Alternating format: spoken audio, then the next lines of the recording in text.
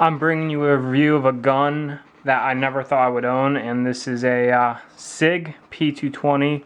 I have nothing against Sigs. They're phenomenally made guns. People rave about them online, and I don't think there's anything wrong with them. I think they perform great, etc. But I just don't particularly care for the Sig price. I mean, brand new Sigs can run around like $1,000 usually, so I think they're a bit high and a little overpriced. But I bought this one used. That's the reason I have it. I got a good deal on it, and as you can see, there's no wear on the actual gun frame or slide. See, I mean, the only wear on it is actually on the barrel. And I've looked into it. Apparently, Sigs require a lot of lubrication on the outside of the barrel and locking lug area. Otherwise, you get premature wear. It doesn't affect the gun or anything. It just wears off the finish. The gun itself is a stainless steel upper. As you can see, stainless. And then the lower is an alloy lower. I don't exactly know what it is. I'm sure it's some sort of judging by the weight, it's probably an aluminum alloy. The gun is double action, single action. Gun safety checked, as you can see. So here's the single action, a little bit of take up, brakes super clean, nice. And then of course the double action, pretty long and gritty, but that's a double action for you. It does have a decocker, which is in a weird position forward of the slide catch, as you can see right here, decocking it right now. That's nice. I actually do like decockers. I think they're a nice option to have. The gun sights are a bit weird. They're the first for me. They're what Sig called contrast sights, or I've heard some people say IDOT sights.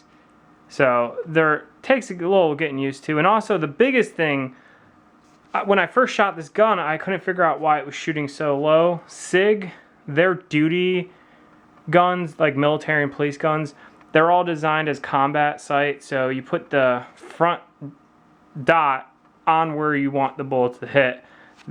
Not above it, not like a 6 o'clock or a sunrise, like a half and half. You want it right on there and you're good.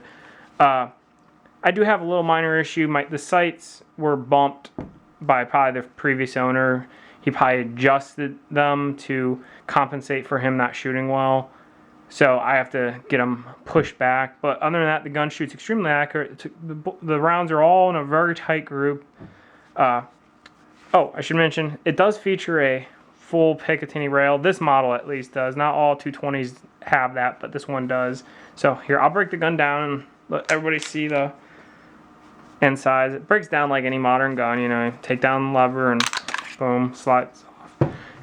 I like that it is a full rail. As you can see, the slide is completely on a rail the whole time. That's nice. The capture spring, or the recoil spring, is pretty beefy on this, which is nice. And also this guide rod is metal, not polymer. Here's the barrel. Actually, you can see the barrel wear. Pretty aggressive, but I've been assured that it's superficial. It's just, like I said, lack of lubrication and slide. So, oh, and if you get one of these and it has a hole on the side, I've tried to figure out what it is. I really can't. So if someone knows what this hole is meant for, let me know. Some Sigs have it. Apparently the ones made in Germany do not. The ones made in the US do. It's odd like that.